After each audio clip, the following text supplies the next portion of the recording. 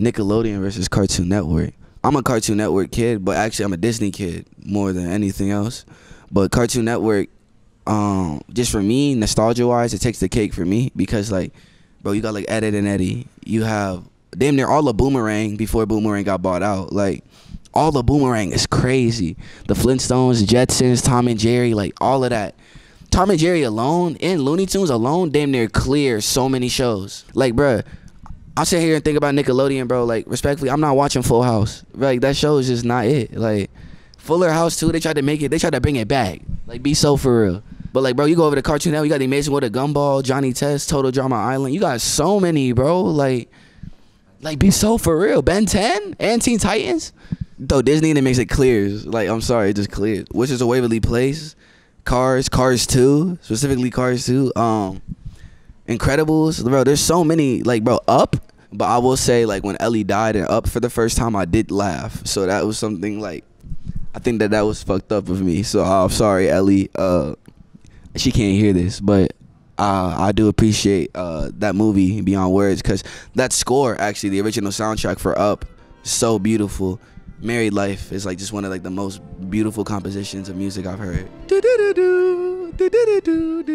Like, that shit is like, and it's iconic. Yo, what's up, y'all? This is Midwxst, and you're tuned in with Montreality. Let's go.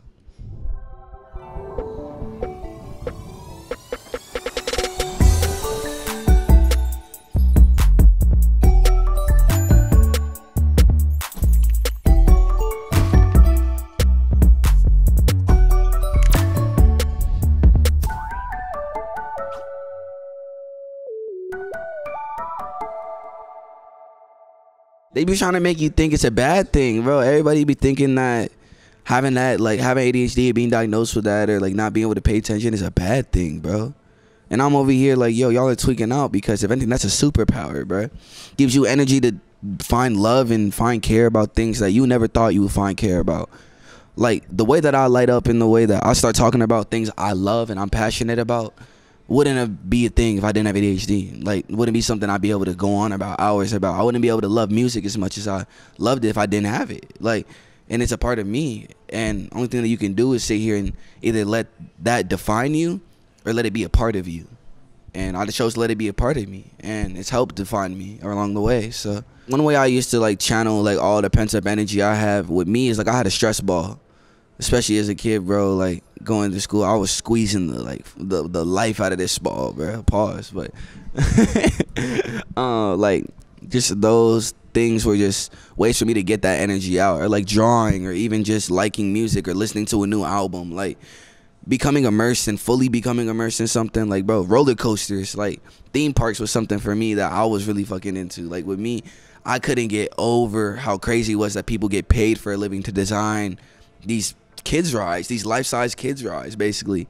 And it's like, that was something I fixated on and I loved, and I started to like look into more. And and that really helped me find out that I could have other interests in all these other things. And like, just because I was interested in this doesn't mean that this defines me or this isn't who I am. I even went to speech and like therapy as a whole to try and see if I could get a grasp of it. Didn't really help. Not really a big therapy guy, but I learned that. And you don't really come into the world knowing that you're made for therapy or not made for therapy. And I think that if it works for you, you should do it. And I think that that's an amazing thing.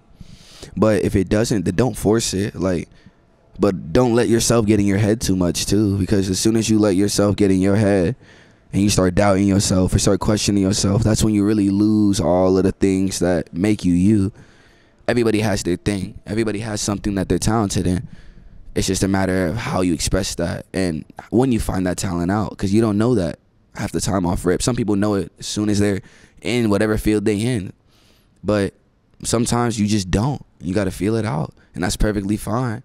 And you don't have to rush things, because I think a lot of people expect you to like expedite that process of understanding, especially like kids, like graduating from like high school, going into college, bro. You're expected to have your life for the next 4 years planned out as soon as you get that diploma, as soon as you get that degree. When, bro, so much can happen in 4 years. So much has happened in my life in under a year and a half. Like, you can do what you want and what you set your mind to. You just gotta tune in and listen to your thoughts and don't question yourself, because you gonna question yourself. Like, I even self-sabotage. I even get in my own head. I be self-conscious about things I should never feel self-conscious about. But we're human. We got flaws, and those moments come, but they go too. They don't always stay. But you have to work on those things to make them go. You can't expect like you to be over here depressed and sad as hell, but you're not doing anything about it, or you're not doing anything to understand that you're loved, and that the things about you are amazing things, and that the qualities that you have are unique to you, and nobody can have those qualities.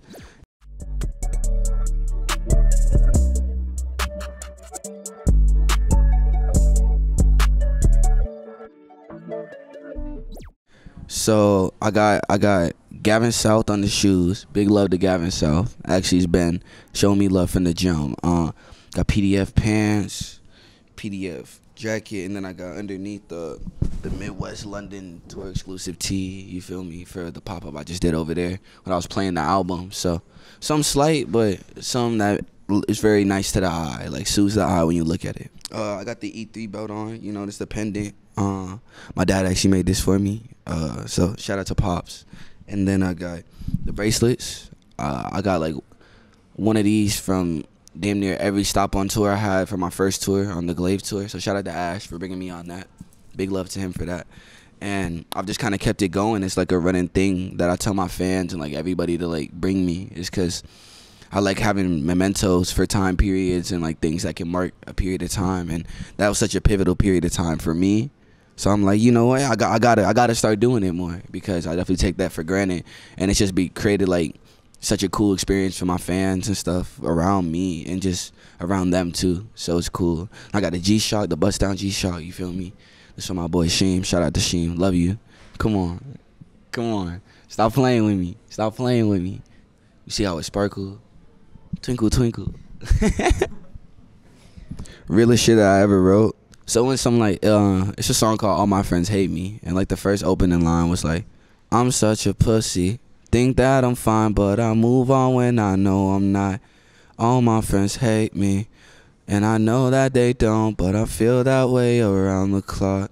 I made that song when I was just in a really dark place, like, and I constantly was in my head, especially in like college and transitioning to like making like One Better Like Next Time around when that came out. Like, I was really in my head because I just gone through a breakup. Like, that's what that whole EP was about. It was just literally about a breakup, because I literally just gone through it. And it was just like that had taken a toll on me. I never expected love or like a relationship to ever feel that way.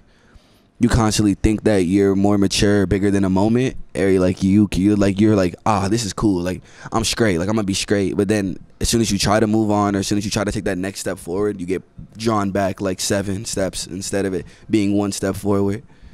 And that was just definitely how it was with me. Each time I tried to get better, like for myself, ended up making things worse. And like the way I was thinking ended up making things worse. And like I had to snap out that way of thinking and realize like, yo, I'm loved. I love myself and the things about me, and nobody or anything that you in, like if you watching this right now, if anything or anybody tell you anything at all that is negative or that is not a good aspect about you, that is not true. Those things that somebody may be envious of, or things that you have that they don't. I haven't been this vulnerable before, and this is like the first time where I'm letting all that stuff out, because I was definitely going through it making it. This project made it like a lot easier for me to talk about a lot of things I had never really vocalized or verbalized at all. It was just thoughts, and I'm just excited for people to relate to it, because that's all I really care about. Ever since Trying, bro, like after Trying came out, my parents listened to that song and they understood, and they found out what I was going through, and they're like, hey, let's talk about it. I'm like, yo, wait, whoa, y'all weren't supposed to listen to this. Like what do you mean let's talk about it? We don't have to talk about anything. Me and my parents' connection hasn't been this like intimate, and like I haven't been able to actually sit down and talk to my parents about my feelings before. And after that song, bro, it was just like easy for me to let them in instead of pushing them out, because I pushed them out for like majority of the time I was making music. I didn't show them any of my songs. I didn't show them anything I was making. I just talked about it because I was scared. I didn't want them to listen to my stuff and get like concerned for me, but they listened to it and they got to understand a side of me that I never expressed to them, and I never looked at it from that point of view. And like those things that they were hearing for the first time, yes, it was concerning, but it was also kind of nice for them to understand that I'm going through those things, and that they can be there for me, and that I'm not alone in those things when I thought I was. And if I can feel like, yo, my parents are comfortable hearing me talk about my deepest, darkest secrets, like I'm telling you, my mom was in the studio hearing me talk about like the craziest situationships in my life, and she was just chilling on the couch, like knocking out her work. But like I would have never felt comfortable if we didn't have that conversation. I wouldn't have ever been able to sit down and talk about how insecure I am sometimes, or how insecure in my head, or how much I self-sabotage if I didn't have that talk, if I didn't make that song, if I didn't put my thoughts and how I felt into my music. And that's what I just want kids to understand, that it's okay to talk and be vulnerable. Like, you don't have to be somebody. You don't have to like act like you all this or all that, when in reality you're yourself. You don't have to fit into a certain thing or be a certain person. Just be you, because those things are really cool, and done right, being you could inspire so many other people to be themselves. Yeah, bro, dap me up. That's so valid. Lil Peep, man, him and Tracy had dropped White Tea, and I saw the video for it on my recommended when it was at like 10K views. I clicked on it, I'm like, who the hell is Young Bruh and who's Lil Peep? Immediately got drawn into everything, bro. After that, like, was on top of him and his music, like literally from when he started to go crazy, like same time he started to really blow up with like Beamer Boy and like all of those songs. I just went back in his catalog and like Switchblades and like even White Wine and like Told Ya. Like, I love Told Ya. Like, that's one of my favorite songs ever, just because of how catchy that shit is. Man, it's just like he was so transparent about so many things that a lot of people would be afraid to talk about, a lot of things that people thought were weird, and did a lot of things and established a lot of norms that people wouldn't have accepted if anybody else did it. Like, bro, he was like one of the first people I saw wearing, like, for real, like wearing clothes that were him, and he didn't give a fuck about anything else. How it tragically ended, like, bro, that shit hurt. Like, I remember finding out about it, I was like, I felt the same way. The amount of pain that I felt when Peep died is the exact same way I felt when three other artists have died. When Bill Withers died, when X died, and when Juice died. It felt like I lost the only people who I could relate to, and the people that could put the things that I was feeling into words, for real. I was like, it made me want to take it into my own hands. And it's like, from then, it's just like, I wanted to just help people with my music. Like, it's never been for the money. It's never been for the accolades. Like, bro, I'll be perfectly fine at the level of popularity I'm at right now, even from before I've had the level of popularity I'm at right now, because I've been helping people. And I don't care if that's one person. I don't care if that's 1,000 people or if it's 1,000,000 people. There's somebody out there that's understanding what I'm going through, and I understand that they're going through what I'm going through, and they can relate to what I'm saying. You should not sit here and think about doing something. You should do it. And you should make that something that you want to do your passion and your heart and what you want to do. Because if you do that, you put that drive in yourself from an early age, and like from an early standpoint of what you doing, that'll make a big difference in how much you want this shit, or if you just are making music, or if you're just making clothes or doing whatever you want to do. You have to have that passion. So we're at this fashion camp. We're at Santa Monica. This is like 2019, I want to say. I didn't just meet Tyler that day. I met JoJo Siwa the same day. It was like just mad funny. The photographer that's with the camp, Sian, she's just like, wait, hold up. I think I know that person. And then she just walks over to Tyler's friend group, like, and like says hi, starts a conversation, is talking, and then ends up talking to Tyler. And I'm the only person. I look over, I flip the fuck out. I'm like, yo, is that Tyler? Like, I'm tweaking out because, keep in mind, I have an Astro World hat on, brown Astro World hat, baby blue golf Tyler tee, like the spam tee from golf, and then I have his golf LaFleurs on and khakis. Like, bro, I was fully fitted that day. I was listening to Igor when he was right there too, so it's like, yo, I'm right here and I'm listening to this man. I'm like, huh, that looks like Tyler the Creator. That's Tyler the Creator. Yo, I start flipping out. And then afterwards, Cian's still over there talking to the photographer. And then Tyler like signals at me to come over. I'm like, is he pointing at me? You pointing at me? Like, that's crazy. I walk over to him and I'm talking to him. Bro, you know how nervous I was? Like, that was like, I haven't been that nervous in my life. I asked him and I told him, like, I even told him, like, you know, I'm making music and stuff. Like, I don't know what to do right now. He's like, well, only thing I can tell you is, like, don't let anybody tell you what you should make. And end of the day, you're the artist. That's what matters. Like, point blank, period. And but look, like this is definitely definitely a throwback. I'll say that. I'll definitely say that. Most romantic thing I've ever done in my life. I'm like a hopeless romantic. So I do a lot of like overtly affectionate things when I'm in a relationship a lot of the time.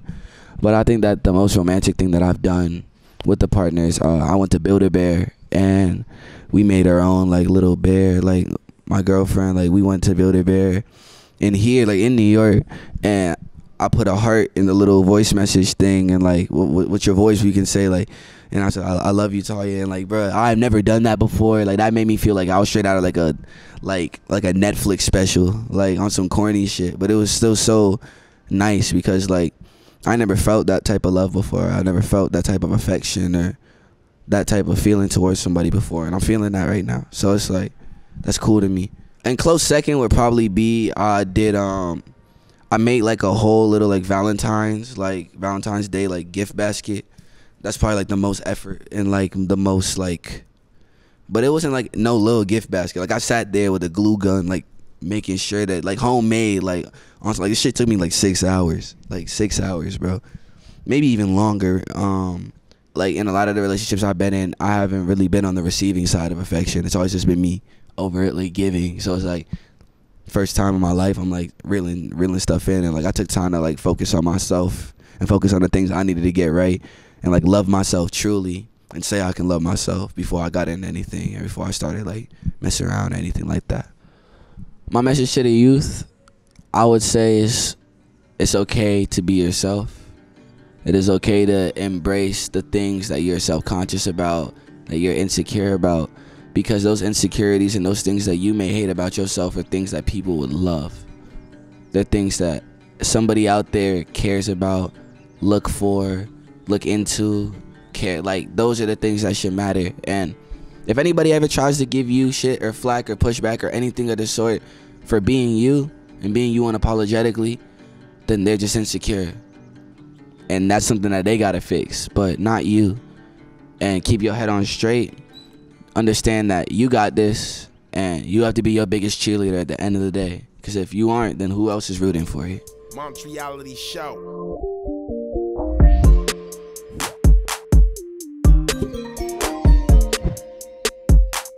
Everybody defines love differently. I define love as would I die for you or would I kill for you? And if I do both of those things, then I love that person.